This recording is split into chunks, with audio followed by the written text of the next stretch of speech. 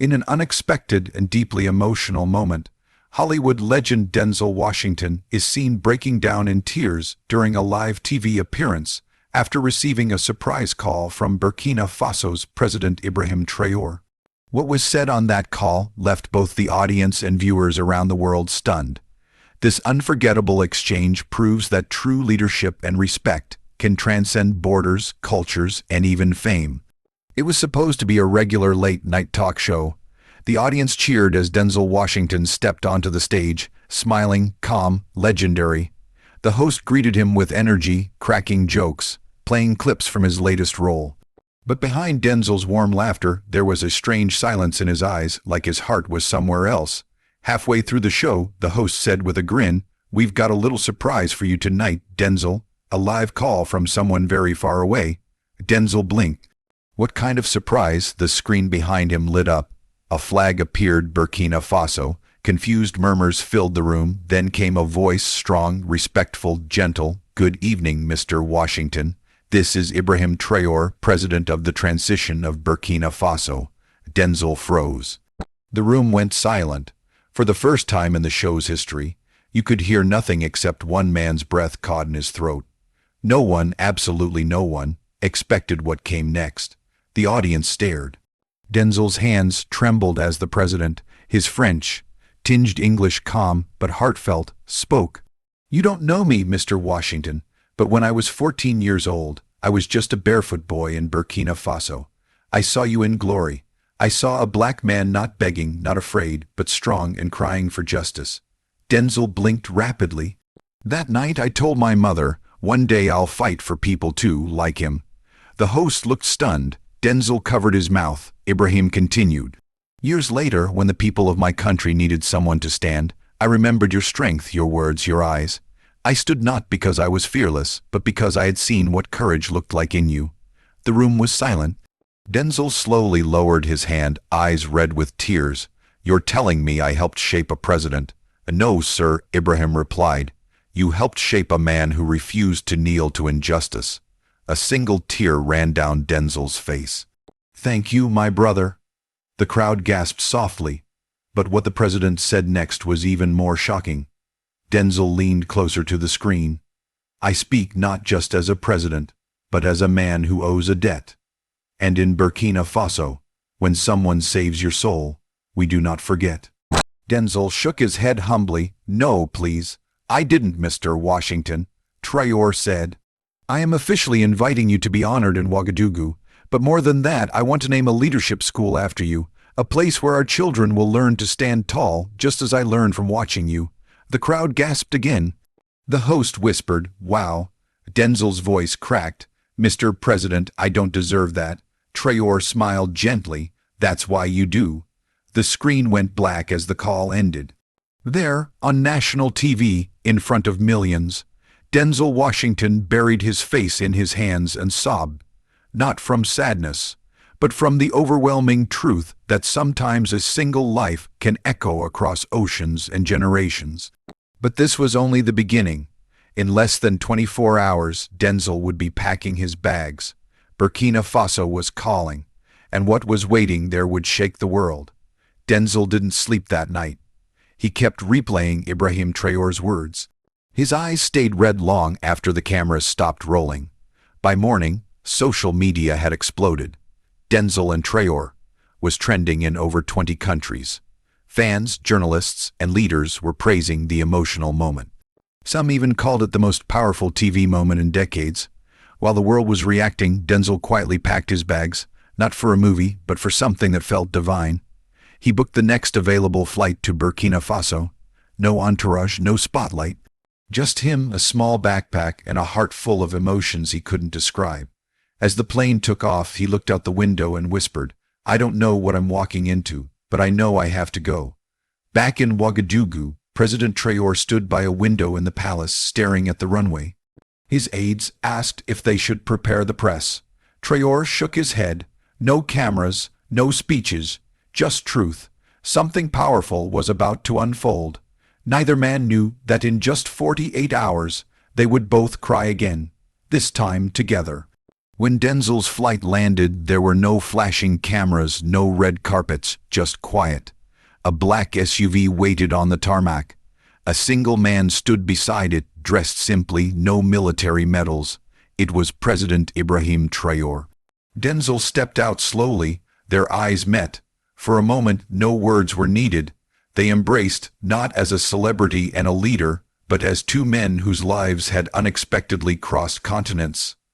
"I'm honored you came," Ibrahim said. Denzel smiled faintly. "I didn't come as a star. I came as a brother." The SUV drove them through dusty roads, past markets and barefoot children waving. No one knew who was inside. They arrived at a modest clay and tin house. "This was my home," Traoré said softly, opening the door. Inside were no guards, no luxury, just old photos, a woven mat, and silence. Then Traoré handed Denzel a wrinkled picture.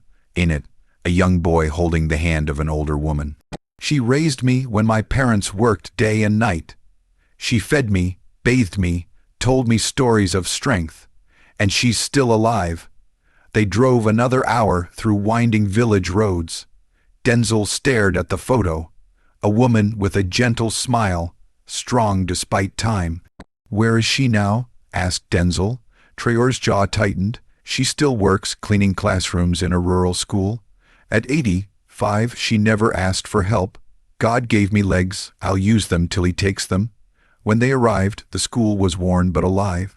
Children ran barefoot, drawing in the dust, and then she came into view, bent but proud, holding a broom.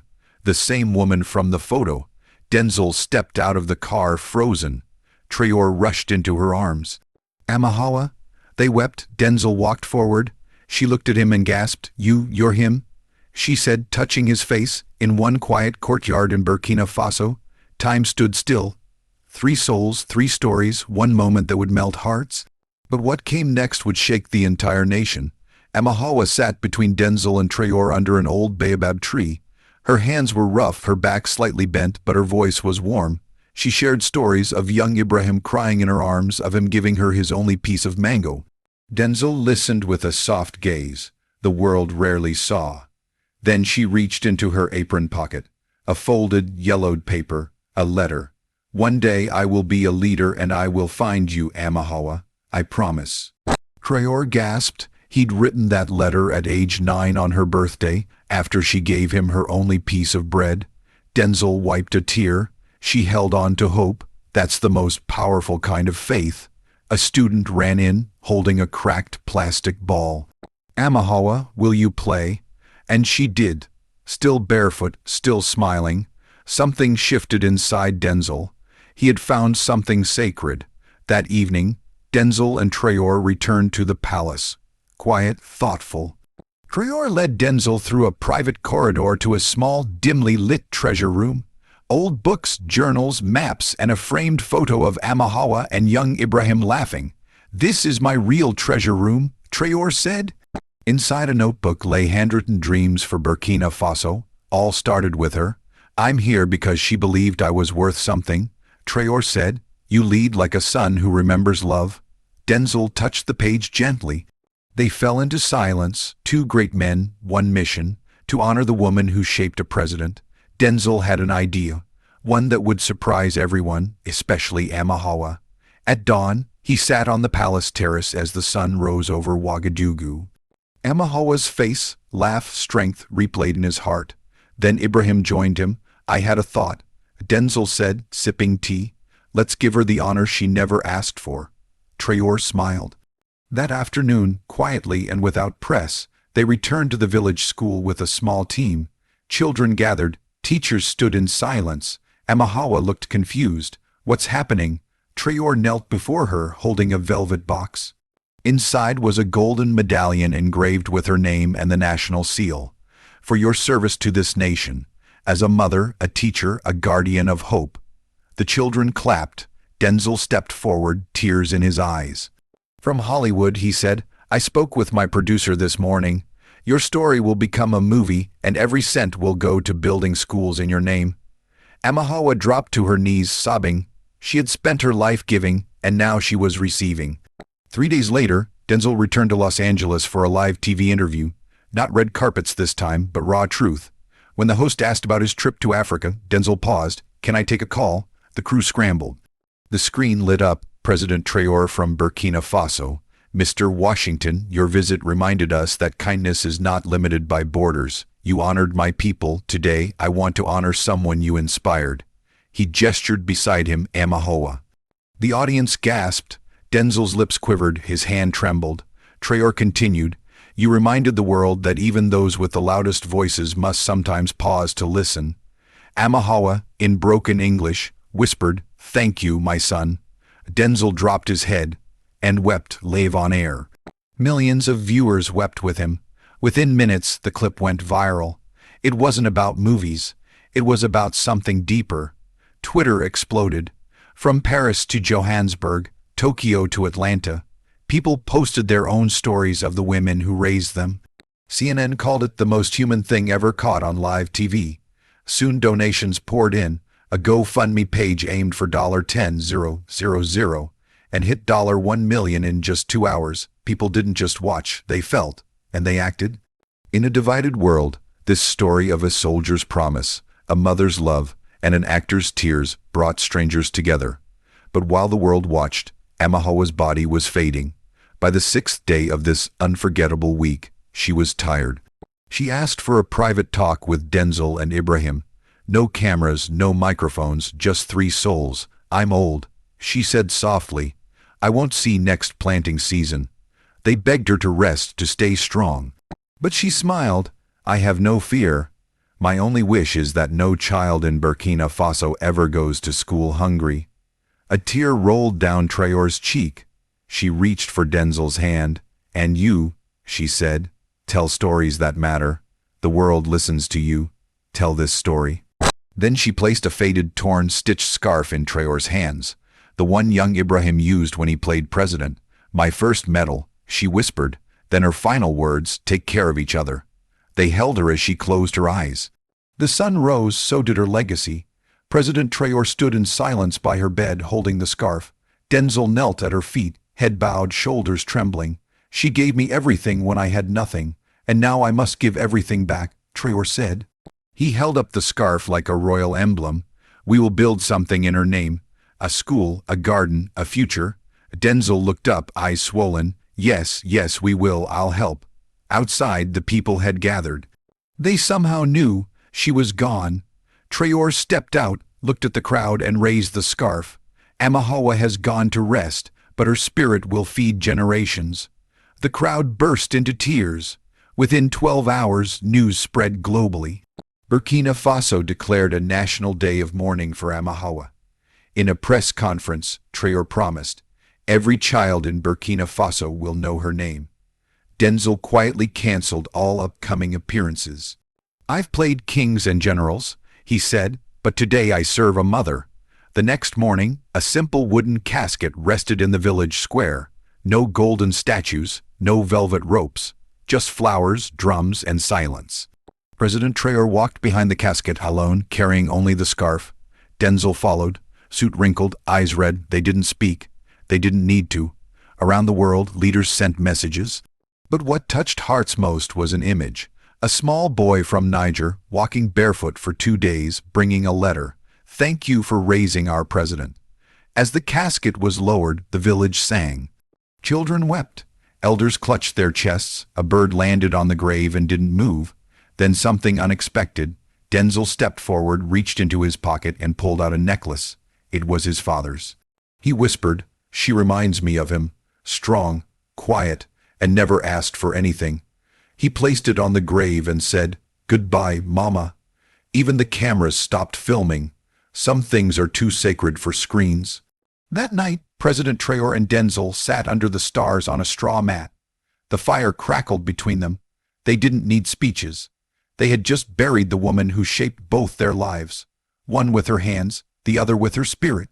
Then Traoré said, "Denzel, this week, I remembered who I am." Denzel nodded, "Me too." In the quiet night, they made a pact, not written in ink, but sealed in pain, gratitude, and hope.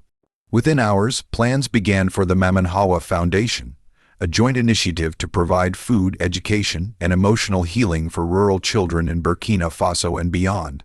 And Denzel, he committed a full year's salary from his next film. But the most powerful part wasn't the money. It was a short video Denzel released before flying home. He looked into the camera and said, "If one woman in a small village can raise a future president and change the heart of a Hollywood actor, then what are we waiting for?" That video received 100 million views in 24 hours, and the world held its breath for what would come next. 3 days after the funeral, Denzel returned to the U.S. quietly. No press, no fanfare, but the producers of his scheduled live interview insisted he go on air. He agreed, with one condition: "Let me speak from my heart. No script." On stage, the audience expected light talk, but when the host asked, "Denzel, what moment changed your soul?" he didn't answer at first. He pulled out the scarf and whispered, "President Ibrahim Traoré called me, and I couldn't breathe after. He reminded me that greatness isn't in awards, it's in mothers who wash your wounds and presidents who remember them." The host, visibly stunned, asked, "And what did he say?" Denzel's eyes watered as he played the voice recording. "Thank you for honoring a woman the world forgot, but who made a man the world remembers." And just like that, Denzel broke down in front of millions more. The broadcast spread like wildfire. People paused dinner tables, newsrooms went silent, social media froze the clip. Denzel sobbing, clutching the scarf, playing Traoré's voice became the most shared video of the year. Comments poured in. "I've never cried this hard over a stranger's love. This made me want to call my mom right now. Who is Ibrahim Traoré? Because the world needs more leaders like him." Across Africa, stories of forgotten mothers resurfaced. In America, youth groups organized candlelight vigils in honor of Maman Hawa. In Burkina Faso, children began writing letters, not to celebrities, but to President Traoré. "If I work hard like you, will I also make my mother proud?" The next morning, Denzel posted on Instagram a photo of a single tree in Burkina Faso. The caption, "She watered roots that now hold up nations." No hashtags, no promotion, just truth, and the world watched and wept. Exactly 1 week after the surprise call, a statue was quietly unveiled in Ouagadougou. It wasn't of a general or a president. It was a woman holding a child's hand wrapped in that familiar scarf. A bronze plaque read, "To Maman Hawa, the mother of all leaders." President Traoré and Denzel stood before it, candles in hand. They spoke no words. Some endings are too sacred for speech. That night, a gentle wind blew through the city. Villagers said they could feel Maman Hawa's spirit brushing their cheeks. In Hollywood, Denzel made one final gesture, announcing a new scholarship, the Hawa Fund, in partnership with the Burkina Faso government, dedicated to girls from rural Africa who dream of leading. As press begged for quotes, Denzel simply said, "Some phone calls change your schedule. This one changed my soul." Dear viewers, if this story touched your heart, made you cry or think, or reminded you of someone you love, please like, subscribe, and comment below with "I believe in the power of love and leadership." Your words matter. Let's make stories like this travel across the world. Let's remind people that greatness is not about fame, it's about heart. One kind act can echo across generations. Thank you for watching.